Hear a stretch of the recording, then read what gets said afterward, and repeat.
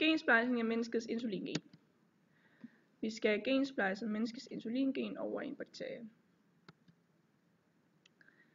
Gensplejsning er, når man klipper et gen ud fra en organisme og sætter det ind i den organisme, som man ønsker at ændre på. Ved gensplejsning kan man give mikroorganismer, mennesker og dyr nye egenskaber, som ikke kan frembringe naturligt ved forædlings- og avlsmetoder.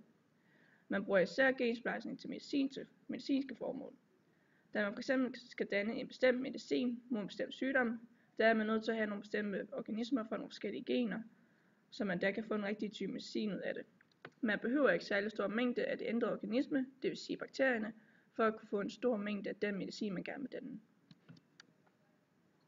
DNA er opbygget af grundenheder, oftest blot kaldet nukleotider, der som perler på en snor er koblet sammen i ofte meget lange kæder. Nukleotider består af en sukkerdel, en deoxyribose. Dertil er der bundet en fosfatgruppe og en kvælstofholdig cyklisbase.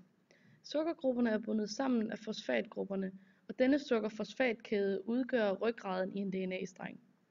DNA får derved en polaritet, det vil sige to kemisk set forskellige ender, som benævnes. Der findes 4 forskellige slags nukleotider i DNA, afhængigt af om den cykliske base er adenin, guanin, thymin eller cytosin. Insulingen. Insulingenet virker ved at binde sig til molekyler på celleoverfladen, de såkaldte insulinreceptorer. Når de bindes sammen, øges blandt andet transporten af glukose inde i cellen. Glukosetransporten ledsages af calcium. Calciumtransport ind i cellen også. Eksempel mennesker med sukkersyge, altså diabetes 1, kan ikke selv danne deres insulin. Det skal de have udefra, og hvis de da ikke får det, der dør de af sult.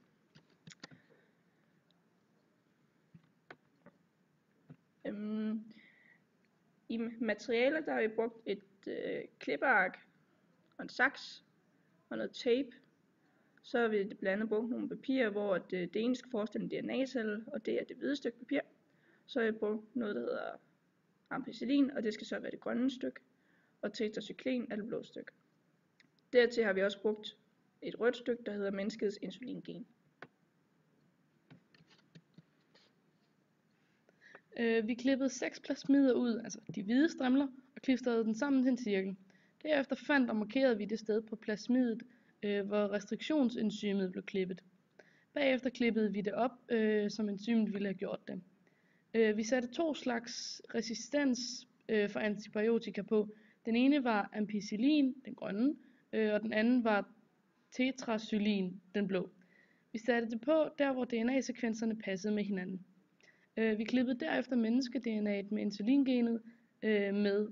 Menneske-DNA'et med insulingen klippede vi med reaktionsenzymet. Det gjorde vi alle de steder, hvor enzymet passede. Vi fulgte de steder, hvor der stod ATAT og TATA, for at få at vide, at det passede ind. Resultater. I den første petri-skål ligger alle 4 typer, det vil sige ringen.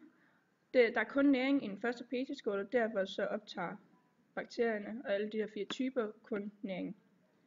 I petri-skål 2 er der tilsat ampicillin, som ikke alle typer er modstandsdygtige overfor. Det har gjort, at type 4 ikke har overlevet, da det ikke har noget plasmid, og derved ikke har noget modstandsgen. I petri-skål 3 bliver det tilføjet både ampicillin og tetracyklin. Her der udgår type 3, den ikke er tetracyklin, og derved ikke overlever, da den ikke kan være modstandsdygtig imod det. Derfor ved vi, at i petri-skål 2 er alle de gode bakterier fra type 3, som man putter i et stort produktionsapparat og bruger til sukkersyge.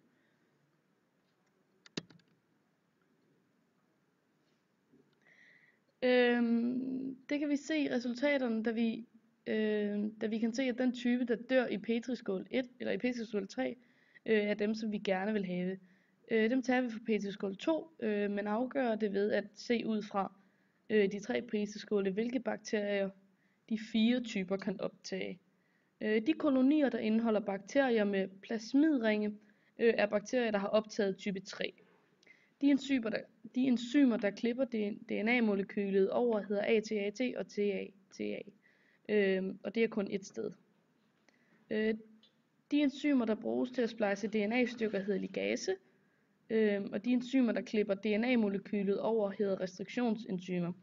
De findes i bakterier, der fungerer som en slags forsvarsmekanisme mod fremmede DNA-molekyler. Enzymer begrænser hvilket DNA, som introduceres i bakterien, uden at blive klippet i stykker. Vi har fundet ud af meget mere om gensplejsning, hvordan det foregår og hvad man kan bruge det til. Derudover har vi ud fra forsøget fundet ud af, hvordan man kan få bakterierne i petriskålene til at formere sig til flere med menneskeinsulingener.